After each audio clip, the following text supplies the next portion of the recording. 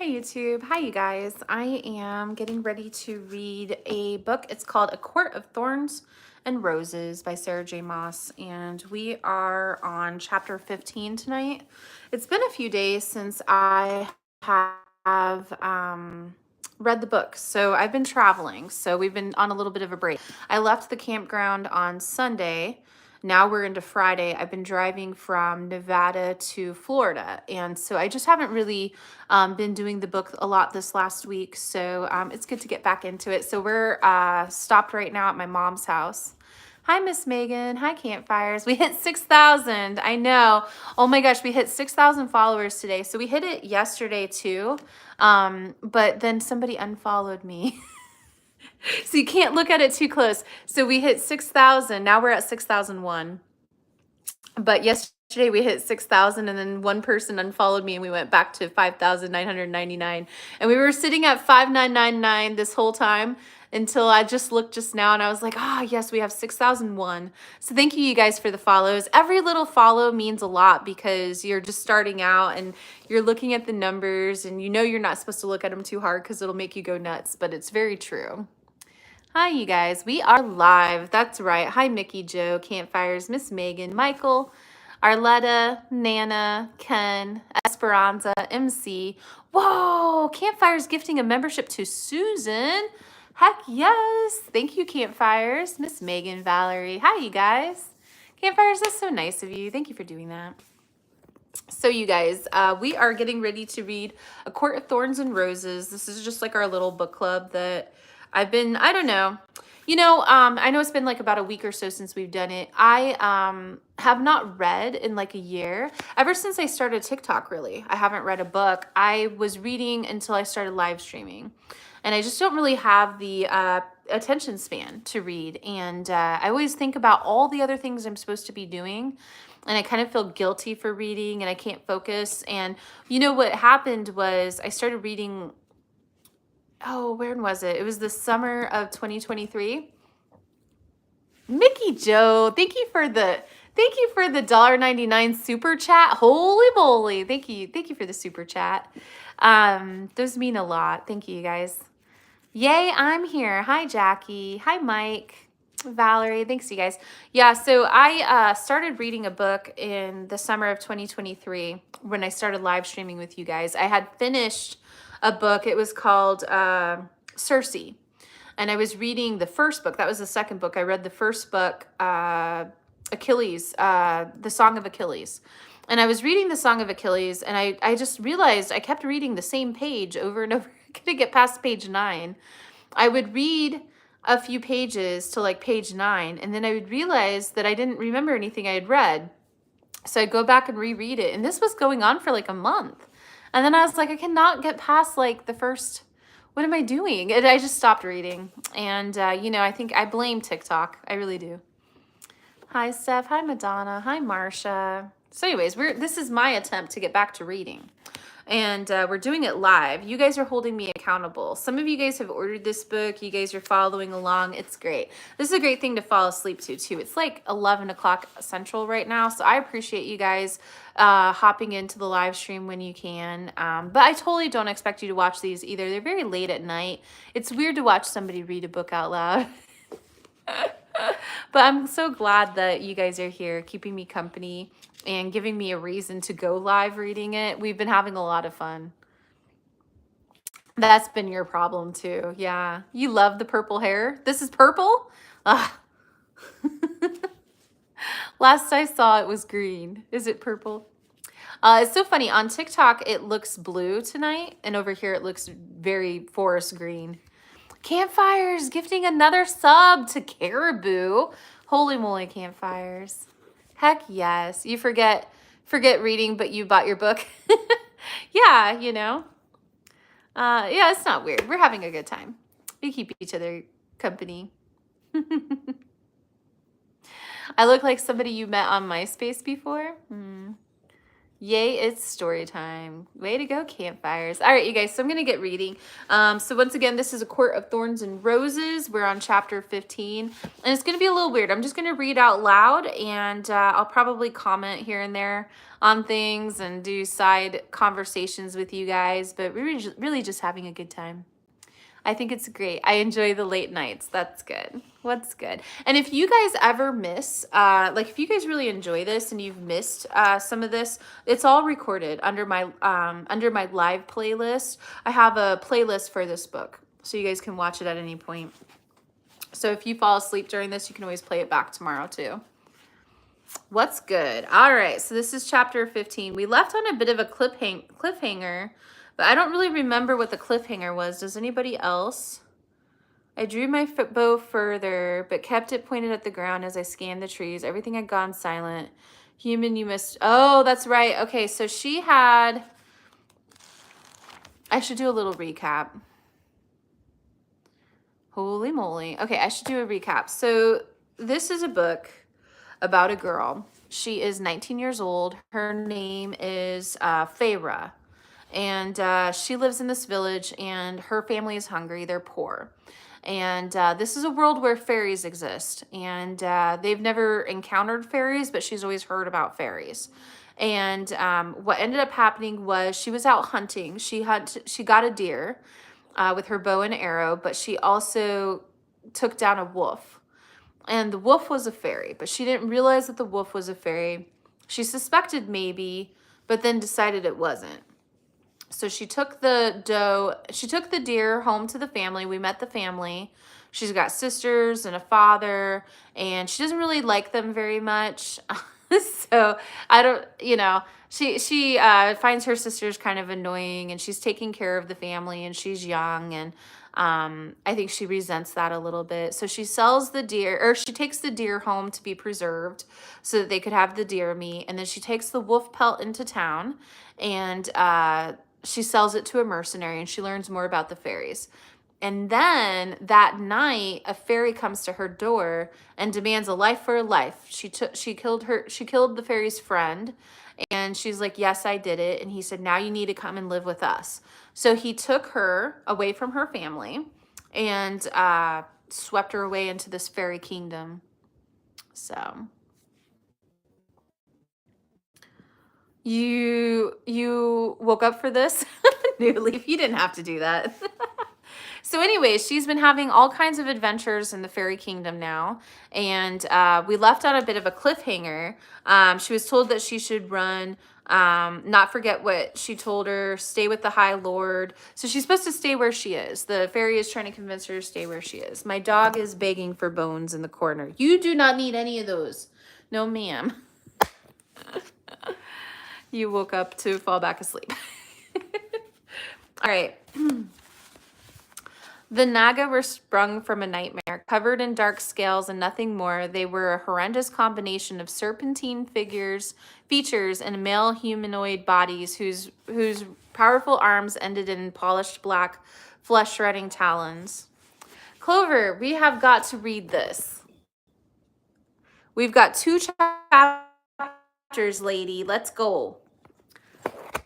All right, we're going to have to reel in Clover before we read, because she's just going to keep whining until I grab her. So, yeah, that's really funny. I should have reeled her in before I started the YouTube, but what are you going to do? What are you going to do? Sometimes that's just how it be.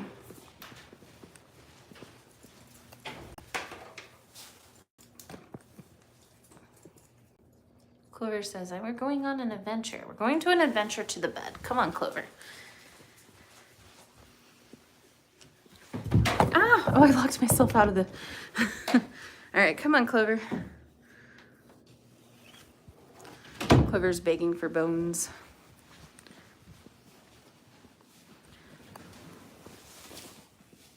Okay, there we go. Oh, New Leaf gifting subs. Let's go. New Leaf, you didn't have to do that. Oof. Clover says hi. You're so sweet. Clover just wants love. Ooh, big yawn. Robert with the $3 super chat. Let's go. Thank you, Robert. Thanks for the super chat. New Leaf, thanks for this. Thanks for the membership. Lori got it. Hi, Owen. Where are you from? I don't know. Narnia. All right. The Naga, I'm going to reread this. We're on chapter 15, you guys. The Naga were sprung from a nightmare, covered in dark scales and nothing more. They were a horrendous combination of serpentine figures in male humanoid bodies, whose powerful arms ended in polished black, flesh-shredding talons. Yay, guys. Woohoo. Here were the creatures of the blood-filled legends, the ones that slipped through the wall to torment and slaughter mortals, the ones I would have been glad to kill that day in the snowy woods. Their huge almond-shaped eyes greedily took in the surreal into me. The four of them paused across the clearing, the surreal between us, and I trained my arrow towards the one in the center. The creature smiled, a row of razor-sharp teeth greeting me as a silvery forked tongue darted out. The Dark Mother has sent us a gift today, brothers, he said, gazing at the surreal, who was clawing at the snare now. The Naga's amber eyes shifted toward me again, and a meal. Not much to eat, another one said, flexing its claws. I began backing away towards the stream, towards the manor below, keeping my arrow pointed at them. One scream from me would notify Lucian, but my breath was thin, and he might not come at all if he sent me here. I kept every sense fixed on my retreating steps. Human, the serial began. Hi, Lord. I had 10 arrows, 9, once I fired the one knocked in my bow. None of them ash, but maybe they'd keep the Naga down long enough for me to flee. I backed away another step. The four Naga crept closer, as if savoring the slowness of the hunt, as if they already knew how I tasted. I had 3 heartbeats to make up my mind, the 3 heartbeats to execute my plan. I drew my bowstring back further, my arm trembling, and then I screamed, sharp and loud with every bit of air in my too tight of lungs. With the Naga now focused entirely on me, I fired at the tether holding the surreal in place. The snare shattered, like a shadow on the wind. The surreal was off, a blast of dark that set the 4 Naga staggering back. The one closest to me surged towards the surreal, a strong column of its scaly neck stretching out. No chance of my movements being considered an unprovoked attack anymore. Not now that they'd seen my aim. They still wanted to kill me. So I let my arrow fly. The tip glittered like a shooting star through the gloom of the forest. I had all of a blink before it struck home and blood sprayed. The Naga toppled back just as the remaining 3 whirled to me. I didn't know if it was a killing shot. It had already gone. I raced for the stream, using the path I'd calculated earlier, not daring to look back. Lucian had said he'd be nearby, but I was deep in the woods, too far from the manor and help. Hi, everyone. You're not camping tonight? No, I'm at my mom's house. We just left Nevada. We're in Texas. We're heading to Florida. So we stopped at my mom's house on the way. My mom lives in Texas, so we're just hanging out here tonight. Branches and twigs snapped behind me too close, and snarls that sounded like nothing I'd heard from Tamlin or Lucian or the wolf or an animal filled the still woods. My only hope of getting away alive lay in outrunning them long enough to reach Lucian, and then only if he was there as he'd promised to be. I didn't let myself think of all the hills I would have to climb once I cleared the forest itself, or what I would do if Lucian had changed his mind. The crashing through the brush became louder, closer, and I veered to the right, leaping over the stream. Running water might have stopped the surreal, but a hiss and a thud close behind me told me it had nothing to hold the Naga at bay. I careened through a thicket. The thorns ripped at my cheeks. I barely felt their stinging kisses or the warm blood sliding down my face. I didn't even have time to wince, not as 2 dark figures flanked me, closing in to cut me off. Aw, thanks, Deb. My knees groaned as I pushed myself harder, focusing on the growing brightness of the wood's end. But the Naga to my right rushed at me so fast I could only leap aside to avoid the slashing talons. I stumbled but stayed upright, just as the Naga on my left pounced. I hurled myself into a stop, swinging my bow up in a wide arc. I nearly lost my grip as it connected with the serpentine face, and bone crunched with a horrific screech. I hurtled over his enormous fallen body, not pausing to look for the others. I made it 3 feet before the third Naga stepped in front of me. I swung my bow at his head. He dodged it, and the other two hissed as they came up behind me, and I gripped the bow harder. Surrounded. I turned in a slow circle, bow ready to strike. One of them sniffed at me, those slitted nostrils flaring. Scrawny human thing, he said. To the others whose smiles grew sharper. Do you know what you've cost us? I wouldn't go down without a fight, without taking some of them with me. Go to hell, I said, but it came out in a gasp. They laughed, stepping nearer. I swung the bow as at the closest. He dodged it, chuckling. We'll have our sport, though. You might not find it very amusing. I gritted my teeth as I swung again. I would not be hunted down like a deer among wolves. I would find a way out of this. I would. A black-clawed hand closed around the shaft of my bow, and a resounding snap echoed through the 2 silent woods.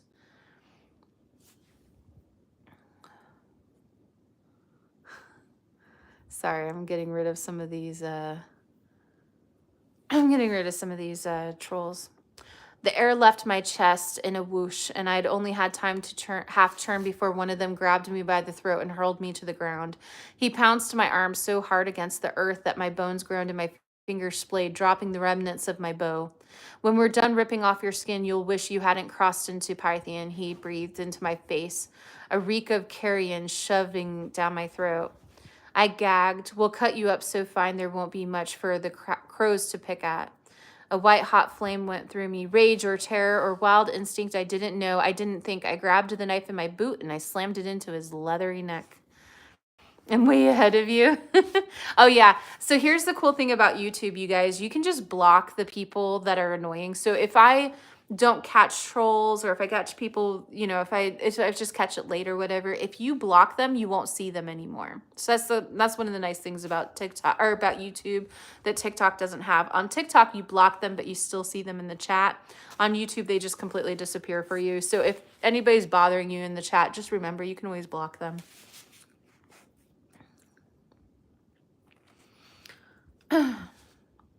Blood rained down onto my face, into my mouth as I bellowed my fury, my terror. The Naga slumped back. I scrambled up before the remaining 2 could pin me, but something rock-hard hit my face. I tasted blood and soil and grass as I hit the earth. Stars danced in my vision, and I stumbled to my feet again out of instinct, grabbing for Lucian's hunting knife. Not like this, not like this, not like this.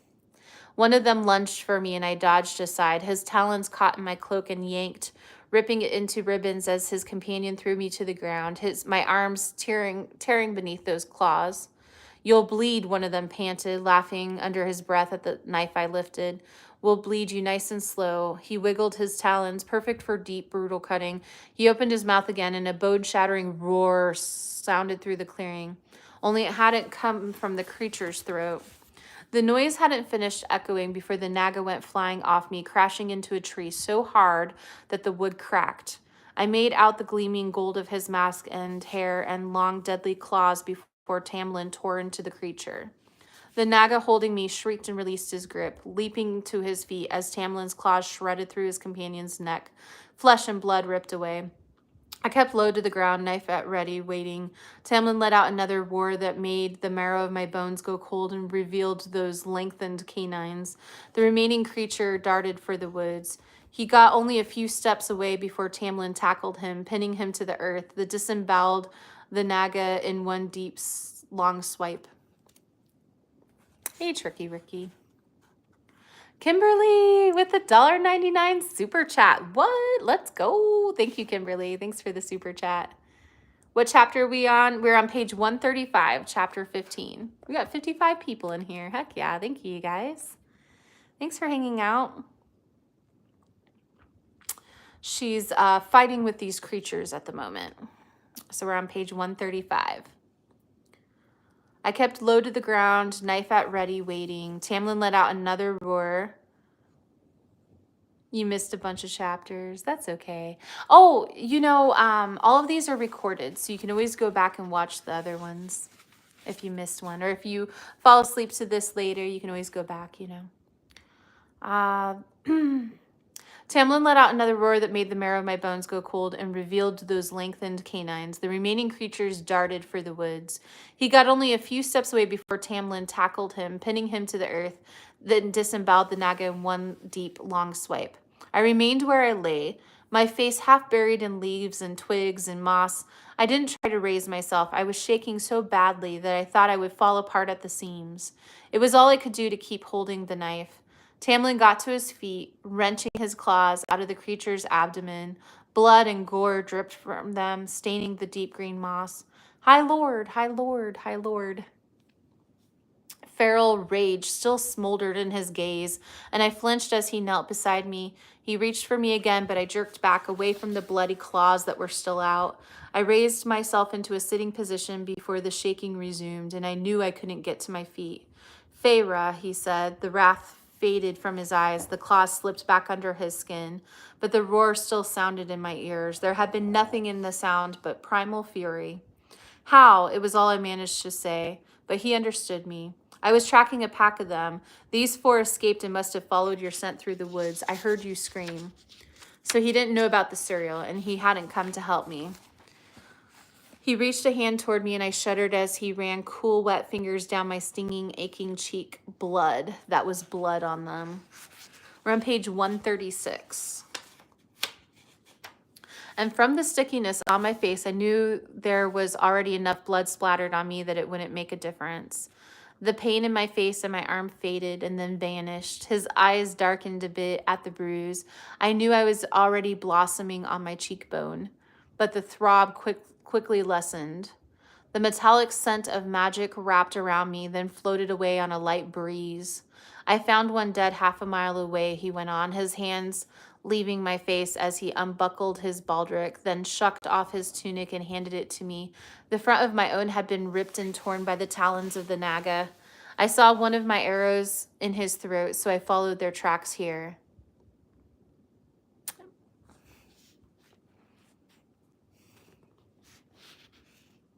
I pulled on Tamlin's tunic over my own, ignoring how easily I could see the cut of his muscles beneath his white shirt. This is the first time that she's had any kind of that kind of thought where she's ignoring his muscles. We already know where this is going.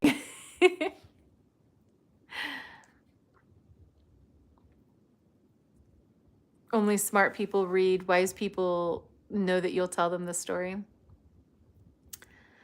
All right, so he's ignoring his muscles.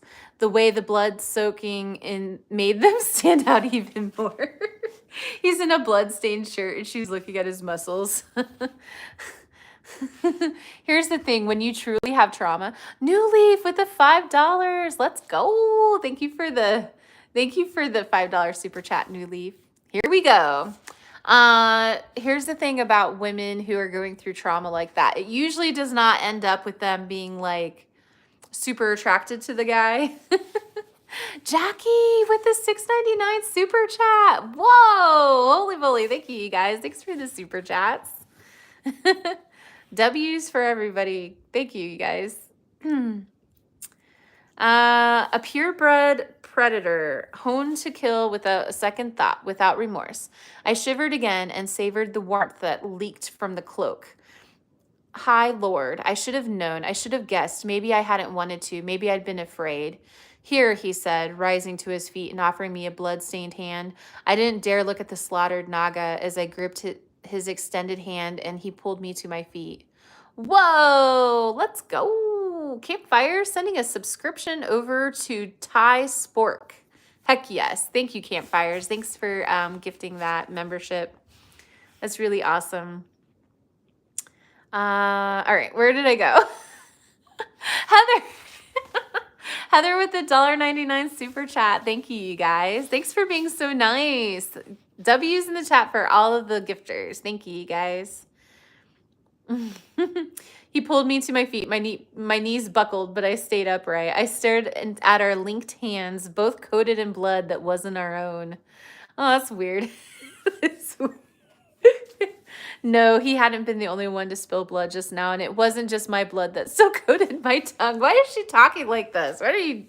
Her brain is going in weird places. Perhaps that made me as much of a beast as him, but he'd saved me, killed for me. I spat onto the grass, wishing I hadn't lost my canteen. Do I want to know what you are doing out here? He asked. No, definitely not. Not after he'd warned me plenty of times already. I thought I wasn't confined to the house and garden. I didn't realize I'd come out so far. He dropped my hand. On the days that I'm called away to deal with trouble, stay close to the house. I nodded a bit numbly. Thank you, I mumbled, fighting past the shaking, racking of my body and my mind. The Naga's blood on me became nearly unbearable. I spat again. Not just for this, for saving my life, I mean. I wanted to tell him how much that meant, that the High Lord of the Spring Court thought that I was worth saving. But I couldn't find the words. His fangs vanished. It was the least I could do. They shouldn't have gotten this far into my lands. He shook his head, more at himself, his shoulders slumping. Let's go home, he said, sparing me the effort of explaining why I'd been out there in the first place. I couldn't bring myself to tell him that the manor wasn't my home, that I might not have even gone at home at all anymore. We walked back in silence, both of us blood-drenched and pale. I could still sense the carnage we'd left behind, the blood-soaked ground and trees, the pieces of the Naga. Well, I'd learned something from the serial at least, even if it wasn't entirely what I wanted to hear or know. Stay with the High Lord, it had told me. Fine, easy enough. But as for the history lesson it had been in the middle of giving me about wicked kings and their commanders and however they tied into the High Lord at my side and the blight, I still didn't have enough specifics to be able to go thoroughly to warn my family. But the serial had told me not to go looking for further answers. I had a feeling I would surely be a fool to ignore his advice. My family would have to make do with the bare bones of my knowledge then. Hopefully it would be enough. I didn't ask Tamlin anything more about the Naga, about how many he killed before those four slipped away. Didn't ask him anything at all because I didn't detect a trace of triumph in him, but rather a deep, unending sort of shame and defeat. We're going to page 138. This is chapter 16. Thanks to all thank you guys. Thanks for hanging out tonight. Dang, we got 57 people still. Thank you. 57 people and 43 likes. Thank you guys. Chapter 16, page 138. After soaking in the bath for nearly an hour, I found myself sitting in a low-backed chair before my room's roaring fireplace, savoring the feel of Alice brushing out my damp hair. Alice is the servant lady. We are making headway with the book. You are a great reader. Thank you, Carolyn. You know, when you're reading out loud, it's weird. So it's fun. It's fun. You guys are helping me by watching me in a weird way. Alice is the servant lady, so she's brushing her hair in front of the fireplace. Though dinner was to be served soon, Alice had a cup of molten chocolate brought up and refused to do anything until I'd taken a few sips. It was the best thing I'd ever tasted. I drank from the thick mug as she brushed my hair, nearly purring at the feel of her thin fingers along my scalp. But when the other maids had gone downstairs to help with the evening meal, I lowered my mug to my lap. If more fairies keep crossing the court borders and attacking, is there going to be a war? Maybe we should just take a stand. Maybe it's time to say enough. Lucian had said to Tamlin that the first night. The brush stilled. Don't ask such questions. You'll call down bad luck. I twisted in my seat, glaring up into her masked face. Why aren't the other High Lords keeping their subjects in line? Why are these awful creatures allowed to roam wherever they want? I'm trying to hold on. Just took a... Oh, there you go, Thee. Someone began telling me a story of a king in a high burn. Alice grabbed my shoulder and pivoted around me. It's none of your concern. Oh, I think it is. I turned around again, gripping the back of the wooden chair. If this spills into the human world, if there's a war, or if this blight poisons our lands. I pushed back against the crushing panic. I had to warn my family, had to write to them soon. The less you know, the better. Let Lord Tamlin deal with it. He's the only one who can. The Serial had said as much. Alice's brown eyes were hard and unforgiving. You think no one would tell me what you asked the kitchen to give you today, or realize that what you wanted to trap? Foolish, stupid girl. Had the Serial not been in a benevolent mood, you would have deserved the death it gave you. I don't know what's worse, this or your idiocy with the puka. The words in this book, like, I don't know if I'm pronouncing puka, pucka. Would you have done anything else if you had a family? I do have a family, she said. I looked her up and down. There was no ring on her finger. Alice noted my stare and said, my sister and her mate were murdered nigh of 50 years ago, leaving 2 younglings behind. Everything I do, everything I work for is for those boys. So you don't get the right to give me that look and ask me if I would do anything different, girl. Where are they? Do they live here? Perhaps that was why there were children's books in the study. Maybe those 2 small shining figures in the garden, maybe that had been them. No, they don't live here, she said too sharply. They are somewhere else, far away. I considered what she said and then cocked my head. Do fairy children age differently? If their parents had been killed almost 50 years ago, they could hardly be boys.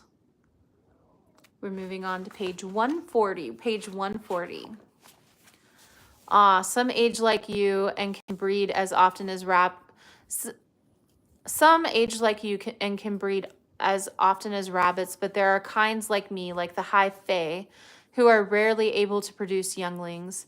The ones who are born age quite a bit slower.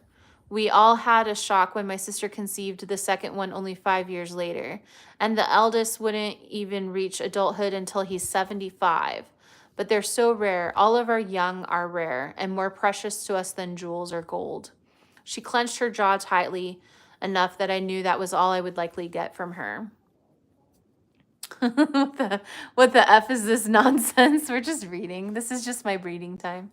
I just do it out loud live. We're reading this book.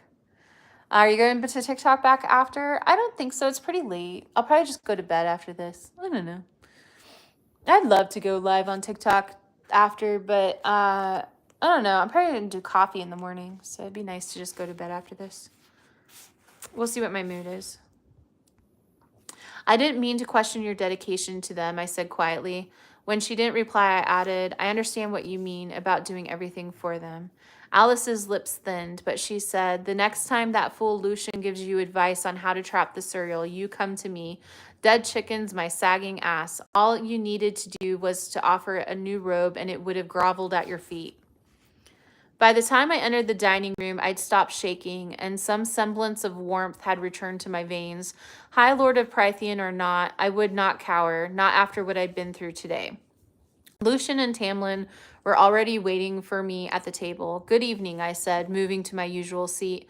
Lucian cocked his head in a silent inquiry, and I gave him a subtle nod as I sat. His secret was still safe, though he deserved to be walloped for sending me so unprepared to the Serial. Lucian slouched a bit in his chair. I heard you two had a rather exciting afternoon. I wish I could have been there to help. A hidden, perhaps half-hearted apology, I'm sure, but I gave him another odd nod. He said with forced lightness, well, you still look lovely, regardless of your hell-sent afternoon. How long have you been reading for? 33 minutes. We're on our second chapter. We usually do about 2 chapters. I only got a few more pages. It's 12:36 here. I had to shovel 4 feet of snow. Whoa. We've read about 1.5 chapters today. Yes, Arletta, that's correct. I bet you can't say her nickname, I bet you can't say Nick. Oh, Steve. Well, that's how you get blocked. That's how you get blocked, Steve. All right. I snorted. I'd never looked lovely a day in my life. I thought fairies couldn't lie, she said. Tamlin choked on his wine, but Lucian grinned. The scar stark and brutal. Who told you that? Everyone knows it, I said, piling food on my plate even as I began wondering about everything they'd said to me so far. Every statement I'd accepted as pure truth. That's so funny. So she thinks that fairies can't lie, and he's like, why do you think that? This whole time they've been able to lie to her, I bet. We're on page, on your trip. How far have we gotten on my trip? We drove about 1,000 miles. I drove about over 600 miles yesterday. We're in San Antonio. We're heading to Florida. We just left Nevada and we're heading to Florida. We're about halfway there. We drove about 1,000 miles. We got about 1,000 miles to go. Oh, man. That's so funny. Lucian leaned back in his chair, smiling with delight. Of course we can lie. What a dork. That's so funny. We find lying to be an art. And we lied when we told those ancient mortals that we couldn't lie. They told humans a long time ago that they couldn't lie. Oh my gosh. That's so funny. Can we do 3 chapters tonight? Maybe. We'll see. We'll see how much further we got till this. We got quite a few pages. We'll just see. I usually got about an hour in me and then I get tired because all the reading and all that, I don't know, it tires your brain when you read out loud. I can go longer if I read in silence, but reading out loud, Valerie is all in. Valerie's like, just one more chapter. That's so funny. So they lied to the ancient mortals that they could not lie. How else will we get them to trust us and do our bidding? My mouth became a thin, tight line. He was telling the truth because if he was lying, the logic made my head spin. Iron, I managed to say. It doesn't do us a lick of harm, only ash. So iron doesn't hurt the fairies. My face warmed. I had taken everything they said as truth. Perhaps the cereal had been lying today too then, with that long-winded explanation about the politics of the fairy realms. About staying with the High Lord and everything being fixed in the end. I looked to Tamlin. High Lord. That wasn't a lie. I could feel it was the truth in my bones. Even though he didn't act like the High Lords of legend who sacrificed virgins and slaughtered humans at will. No, Tamlin was exactly as those fanatic, calf-eyed children of the Blessed had depicted the bounties and comforts of Prythian. Even though Lucian revealed some of our closely guarded secrets, Tamlin said, throwing the words at his companion with a growl, we've never used your misinformation against you. His gaze met mine. We never willingly lied to you. I managed a nod and I took a sip of water. I ate in silence, so busy trying to decipher every word I'd overheard since arriving that I didn't realize when Lucian excused himself before dessert. I was left alone with the most dangerous being I'd ever encountered. The walls of the room pressed in on me. Are you feeling better? He asked he had his chin propped up in a fist, concerned, and perhaps surprised at the concern it shone in his eyes. I swallowed hard. If I had never encountered a Naga again, I'd consider myself fortunate. What were you doing out in the western woods? Truth or lie? Lie or truth? Both. I had heard a legend once about a creature who answers your questions if you can catch it. Tamlin flinched at his claws, and his claws shot out, slicing his face. Oh, he had his... So she sits there and she says that, and he's got his fist on his cheek, and his claws come out because he's so bothered by what she just said.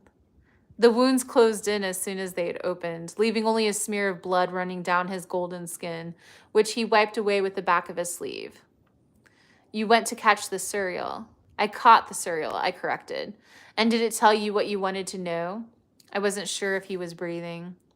We were interrupted by the Naga before it could tell me anything worthwhile.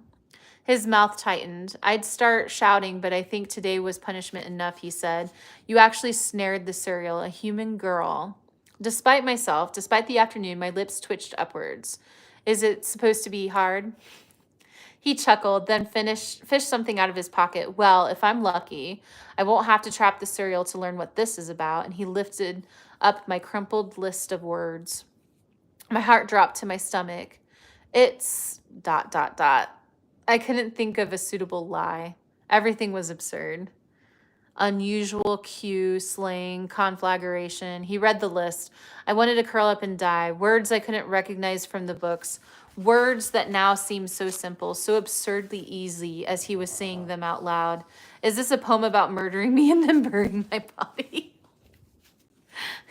My throat closed up. I had to clench my hands into fists to keep from hiding my face behind them. Good night, I said, barely more than a whisper, and stood on shaking knees. I was nearly to the door when he spoke again. You love them very much, don't you? I half turned. His green eyes met mine as he rose from his chair to walk towards me.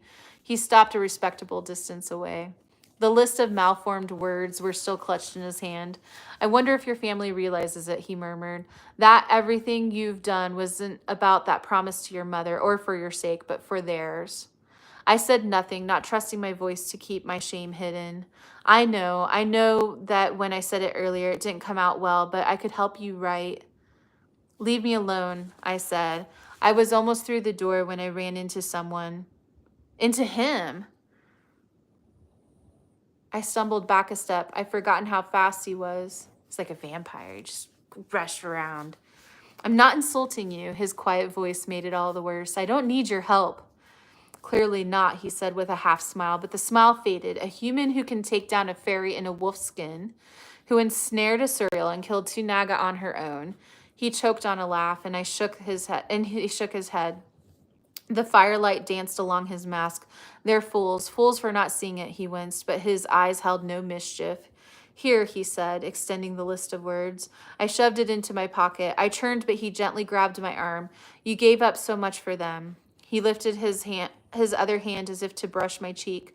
I braced myself for the touch, but he lowered it before making contact. Do we even know how to laugh? Hey, hi, Brandon. I shook off his arm, unable to stop the angry words. High Lord be damned. I don't want your pity. His jade eyes were so bright I couldn't look away. What about a friend? Can fairies be friends with mortals? 500 years ago, enough fairies were friends with mortals that they went to war on their behalf. What? I'd never heard this story before, and it hadn't been in the mural in the study either. How do you think that human armies survived as long as they did, or did so much damage that my kind even came to agree to a treaty with ash weapons alone? There were fairies who fought and died at the human sides for their freedom, and who mourned when the only solution was to separate our peoples. Were you one of them? I was a child at the time, too young to understand what was happening or to even to be told, he said. A child, which meant he had to be over. I had been old enough, I would have, against slavery, against tyranny. I would gladly go to my death no matter whose freedom I was defending. I wasn't sure if I would do the same. My priority had been to protect my family. I would have picked whatever side would keep them safest. I hadn't thought of it as a weakness until now. For what it's worth, Tamlin said, your family knows you are safe. They have no memory of a beast bursting into their cottage, and they think a long-lost wealthy aunt called you away to aid her on her deathbed. They know you're alive and fed and cared for, but they also know that there have been rumors of a threat in Prythian, and are prepared to run should any of the warning signs about the wall falling occur. You altered their memories? I took a step back. Fairy arrogance, such fairy arrogance to change our minds, to implant thoughts as if it wasn't a violation. I glamored their memories, like putting a veil over them. I was afraid your father might come after you or persuade villagers to cross the wall with him and further violate the treaty. So well over 75, far beyond. And they all would have died anyway, once they ran into things like the puka or the boga or the naga. Sorry, the bog. I think it's pronounced bog. The puka or the bog or the naga. The words are so weird. A silence blanketed my mind until I was so exhausted I could barely think and couldn't stop myself from saying, you don't know him. My father wouldn't have bothered to do either. Tamlin looked at me for a long moment. Yes, he would have. But he wouldn't, not with that twisted knee, not with that as an excuse. I'd realized that for the moment the puka's illusion had been ripped away. His age, 75. Yeah, I figured that's what you meant. He must be 75 years old. Well, that makes sense too, because the lady said that that child would be 75 before it was full grown. So he's probably a young, full grown. Hi, fairy. Excuse me. Alice said they became, yeah, there you go, Jackie. We have the same idea. Yeah, that would be about right.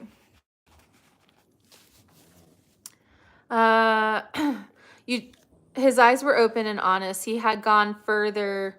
Wait, sorry. Fed, comfortable, and safe. They had even been warned about the blight, whether they understood the warning or not. His eyes were open and honest. He had gone further than I would have ever guessed toward assuaging my every concern. You truly warned them about the possible threat. He gave a nod. Not an outright warning, but it's woven into the glamour of their memories, along with an order to run at the first sight of something being amiss. Very arrogant, but he had done more than I could. My family might have ignored my letter entirely had I known he possessed those abilities. Can you hear Clover snoring? She's so loud. Along with, okay, had I known he possessed those abilities, I might have even asked the High Lord to glamour their memories if he hadn't done it himself. I truly had nothing to fret about, save for the fact that they'd probably forget me sooner than expected. I couldn't entirely blame them. My vow fulfilled, my task complete. What was left for me? Good night, carnivore police. The firelight danced on his mask, warming the gold, setting the emeralds glinting. Such color and variation. Colors that I didn't know the names of. Colors I wanted to catalog and weave together. Colors I had no reason not to explore now. Paint, I said. We're on page 146. Paint, I said, barely more than a breath. He cocked his head and I swallowed, squaring my shoulders. If it's not too much, I'd like some paint and brushes. Tamlin blinked. You like art? You like to paint? His stumbling words weren't unkind. It was enough for me to say yes. I'm not very good, but if it's not too much trouble, I'll paint outside so I don't make a mess. Outside, inside, on the roof, paint wherever you want. I don't care, he said, but if you need paint and brushes, you'll also need paper and a canvas. I can help around the kitchen or in the gardens to pay for it. You'd be more of a hindrance. It might take a few days to track them down, but the paint and the brushes and the canvas and the space are all yours. Work wherever you want. The house is too clean anyway. Thank you. I truly mean thank you. Of course, he said. And I turned, but he spoke again.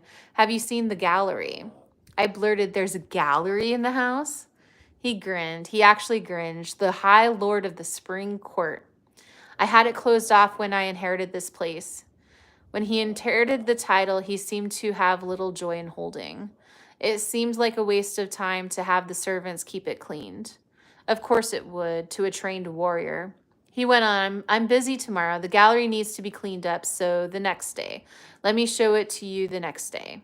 He rubbed at his neck, faint color creeping into those cheeks of his, more alive and warm than I'd yet seen them.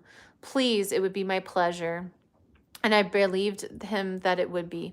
I nodded numbly. If the paintings along the halls were exquisite, then the ones selected for the gallery had to be beyond my human imagination. I would like that very much. He smiled at me still, broadly and without restraint or hesitation. Isaac had never smiled at me like that. Oh, Isaac's the one that she was trysting around in the hay with. Isaac had never made my breath catch, just a little bit. The feeling was startling enough that as I walked out, I grasped the crumpled paper in my pocket as if it could somehow keep that answering smile from tugging on my lips. All right, so that brings us to chapter 17. We're only at 48 minutes in, so we can do one more chapter. We're kind of behind because I didn't, I only read one chapter one time, so we can do one more chapter.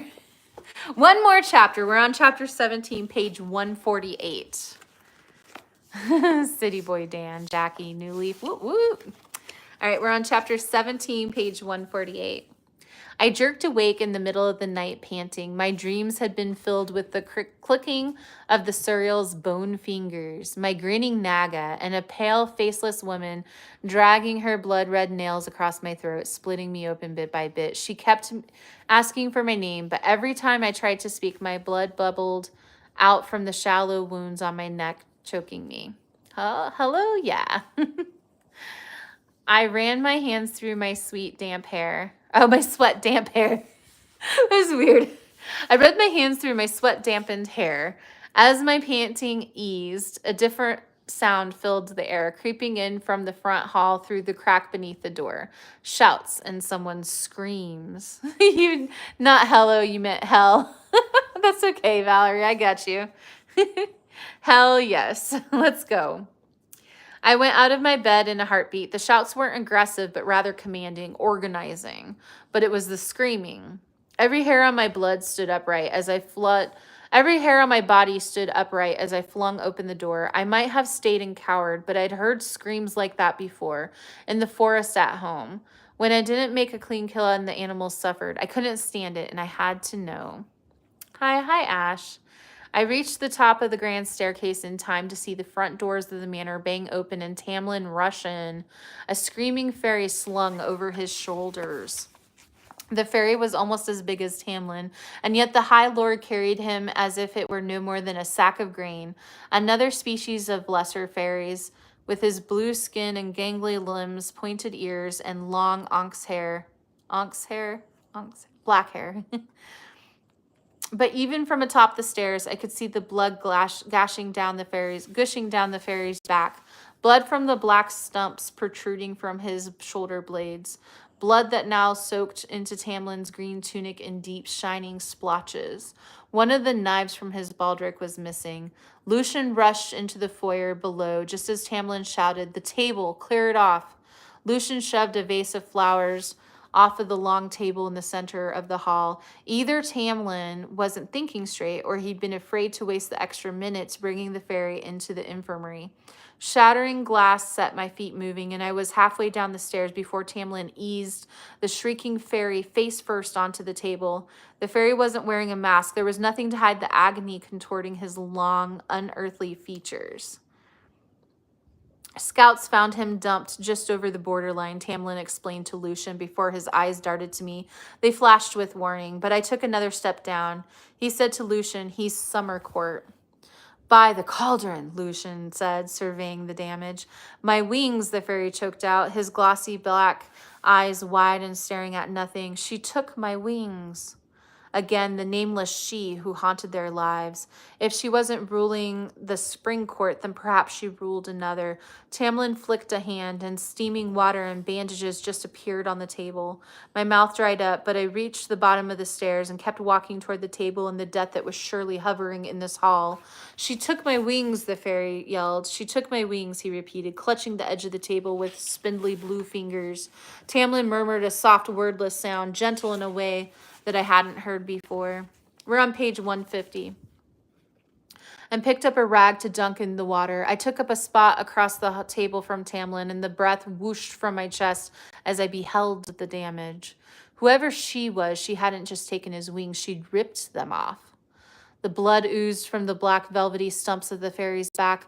Their wounds were jagged, cartilage and tissue severed in what looked like uneven cuts, as if she'd sawed the wings off bit by bit. "She took my wings," the fairy said over and over again, his voice breaking. As he trembled, shock took over. His skin shimmered with veins of pure gold, iridescent like a blue butterfly. "Keep still," Tamlin ordered, wringing the rag. "You'll bleed out faster." "No," the fairy started and began to twist onto his back, away from Tamlin, away from the pain that was surely coming when that rag touched those raw stumps. It was instinct or mercy or desperation, perhaps, to grab the fairy's upper arms and shove him down again, pinning him to the table as gently as I could. He thrashed, strong enough that I had to concentrate slowly on holding him. His skin was velvet smooth and slippery, a texture I would never be able to paint, not even if I had eternity to master it. But I pushed against him, gritting my teeth and willing him to stop. I looked at Lucian, but the color had blanched from his face, leaving a sickly white-green in its wake. Not the wings. Lucian, Tamlin said, a quiet command. But Lucian kept gaping at the fairy's ruined back, at the stumps, his metal eye narrowing and widening, narrowing and widening. He backed up a step and then another, and then vomited into the potted plant before sprinting from the room. The fairy twisted again, and I held tight, my arms shaking with effort. His injuries must have weakened him greatly if I could keep him down. Please, I breathed, please hold still. She took my wings, the fairy yelled. She took them. I know, I murmured, my fingers aching. I know. Tamlin touched the rag to one of the stumps, and the fairy screamed so loud that my senses guttered, sending me staggering back. He tried to rise, but his arms buckled, and he collapsed face first into the table again. Blood gushed so fast and bright that it took me a heartbeat to realize that a wound like this required a tourniquet, and that the fairy had lost too much blood for it to even make a difference. I poured down his back and onto the table where it ran to the edge, drip, drip, drip, to the floor near my feet. I found Tamlin's eyes on me. The wounds aren't clotting, he said under his breath as the fairy panted. Can you use your magic? I asked, wishing I could rip that mask off of his face and see his full expression. Tamlin swallowed hard. No, not for major damage. Once, but not any longer. The fairy on the table whimpered, his panting slowly. She took my wings, he whispered. Tamlin's eyes flickered, and I knew right then that the fairy was going to die. Death wasn't just hovering in this hall, it was counting down the fairy's remaining heartbeats. I took one look at the fairy's hands in mine. The skin there was almost leathery, and perhaps more of the reflex than anything. His long fingers wrapped around mine, covering them completely. She took my wings. He said it again, his shaking subsiding a bit. I brushed the long, damp hair from the fairy's half-turned face, revealing a pointed nose and a mouth full of sharp teeth. His dark eyes shifted to mine, beseeching and pleading. It will be all right, I said, and hoped he couldn't smell the lies the way Suriel was able to. I stroked his limp hair, its texture like liquid night. Another I would never be able to paint, but would try to, perhaps forever. It will be all right. The fairy closed his eyes, and I tightened my grip on his hand. Something wet touched my feet, and I didn't need to look down to see that it was his blood that had pooled around me. My wings, the fairy whispered. You'll get them back. The fairy struggled to open his eyes. You swear? Yes, I breathed. The fairy managed a slight smile and closed his eyes again, and my mouth trembled. I wished for something else to say, something more to offer him than my empty promises. The first false vow I'd ever sworn, but Tamlin began speaking, and I glanced up to see him take the fairy's other hand. Cauldron save you, he said, reciting the words of a prayer that was probably older than the mortal realm. Mother hold you, pass through the gates, and smell that immortal land of milk and honey. Fear no evil, feel no pain. Tamlin's voice wavered, but he finished. Go and enter eternity. The fairy heaved one final sigh, and his hand went limp in mine. I didn't let go, though, and I kept stroking his hair, even when Tamlin released him and took a few steps away from the table. I could feel Tamlin's eyes on mine, but I wouldn't let go. I didn't know how long it took for a soul to fade from a body. I stood in the puddle of blood until it grew cold, holding the fairy's spindly hand and stroking his hair, wondering if he knew I'd lied when I swore he would get his wings back, wondering if wherever he had now gone, he had gotten them back. A clock chimed somewhere in the house, and Tamlin gripped my shoulder. I hadn't realized how cold I'd become under the heat of his hand as it warmed me through my nightgown. I hadn't realized how cold I had become until his hand warmed me through my nightgown. Well, he's gone. Let him go. I studied the fairy's face, so unearthly, so inhuman. Who could be so cruel to hurt him like that? Feyre, Tamlin said, squeezing my shoulder. I brushed the fairy's hair behind his long pointed ear, wishing I had known his name and let go. Tamlin led me up the stairs, neither of us caring about the bloody footprints I left behind or the freezing blood soaking in the front of my nightgown. I paused at the top of the steps, though, twisting out of his grip, and gazed at the table in the foyer below. We can't leave him there, I said, making to step down, and Tamlin caught my elbow. You shed a tear. I know, he said, the words so drained and weary. I was going to walk you upstairs first. Before he buried him, I want to go with you. It's too deadly at night for you two. I can hold my... No, he said, his green eyes flashing. I straightened, but he sighed, his shoulders curving inward. I must do this alone. His head was bowed, no claws, no fangs. There was nothing to be done against this enemy, this fate. No one for him to fight. So I nodded, because I would have wanted to do it alone too. I started to turn towards my bedroom, and Tamlin remained at the top of the stairs. Feyre, he said, soft enough that I faced him again. Why? He tilted his head to the side. You dislike our kind on a good day, and after Andrus, even in the darkened hallway, his usually bright eyes were shadowed. So why? I took a step closer to him, my blood-covered feet sticking to the rug. I glanced down at the stairs to where I could still see the prone form of the fairy and the stumps of his wings. Because I wouldn't want to die alone, I said, and my voice wobbled as I looked at Tamlin again, forcing myself to meet his stare. Because I'd want someone to hold my hand until the end, and a while after that. There's something everyone deserves, human or fairy. I swallowed hard, my throat painfully tight. I regret what I did to Andrus, I said, the words so strangled that they were no more than a whisper. I regret that there was such hate in my heart. I wish I could undo it, and I'm sorry. I'm so very sorry. I couldn't remember the last time, if ever, I'd spoken to anyone like that, but he just nodded and turned away, and I wondered if I should say more, if I should kneel and beg for his forgiveness. But if he felt such grief, such guilt over a stranger than Andrus... By the time I opened my mouth, he was already down the steps. I watched him, watched every movement he made, the muscles of his body visible through that blood-soaked tunic, watched that invisible weight bear down on his shoulders. He didn't look at me as he scooped up the broken body and carried it to the garden doors beyond my line of sight. I went to the window at the top of the stairs, watching as Tamlin carried the fairy through the moonlit garden and into the rolling fields beyond. He never once glanced back. Dun, dun, dun, dun. We leaving off on chapter 18, page 155.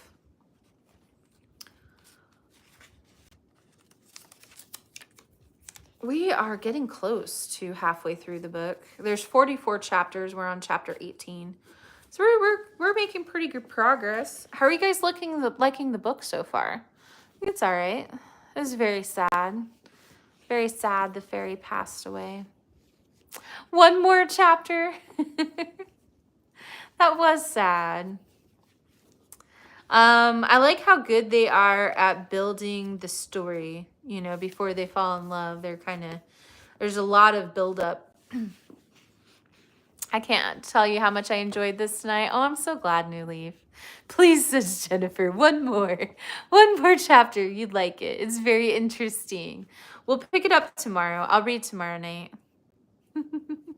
That makes me feel good that you guys want to keep me you guys want to keep going. No, I only got about an hour. Maybe I'll build up stamina. We can read longer at some points, but I only got about an hour in me for out loud reading like that. Yeah. Thank you for doing the read tonight. It's great. Yeah, it's so much fun, Deb. I really enjoy it. This is a lot of fun. It makes you very tired. So after a while, when you're reading out loud like that, especially because we did live stream like 9 hours or so today, when you read out loud like that, you start slurring your words. You can't help it. After like so long, you start slurring. And so I only got so much in me before I start blah, blah, like my words won't come out. I can feel when I start getting to that point. Like I can stop right before I get to that point where it's just like, bleh. Did you ever see The Wolf of Wall Street when Leonardo DiCaprio is like under the influence and he's like walking to the car, but he can't, he's like crawling and he's like, he can't get the words out. That's how I kind of get at the end of the night. It was lovely. Thanks, Steph, and thanks, friends. Thanks for being here. Today has been a wonderful day. Yeah. So you guys, we are traveling across the country. We left Nevada earlier this week, and we're stopped in Texas right now. We're at my mom's house tonight, and I think tomorrow night too. And then we're gonna continue on to Florida. So as we're driving through Florida, I won't be doing the reading, but I plan to read again tomorrow night if we stay here tomorrow night. I think I'm gonna get a full day's drive on Sunday and get us to a spot for camping Sunday and Monday night if I can. There's kind of bad weather, so it's just kind of up in the air. You missed the first part. You're glad you caught it at the end. Yeah, and you guys can always rewind too. You can rewind and change the playback speed to like double. You can make the playback speed faster to catch up too. Like obviously, like we've been live now for a little while, so you wouldn't, but you can always play it back and watch it later too. Thanks for all the love tonight too, by the way. You guys are amazing. I will see you guys tomorrow. I'm going to be up in the morning for coffee with TikTok. So I'll live stream on TikTok tomorrow morning. If you guys want to get updates, join the Discord. The link is in the link tree in my bio. And I'll be up in the morning sometime for coffee and oatmeal. And then I will go live tomorrow night for book on YouTube. I'll see you guys tomorrow. Have a really great night. Good night. See you in a few hours. Yeah, I'll be up in the morning. Have a great night, you guys.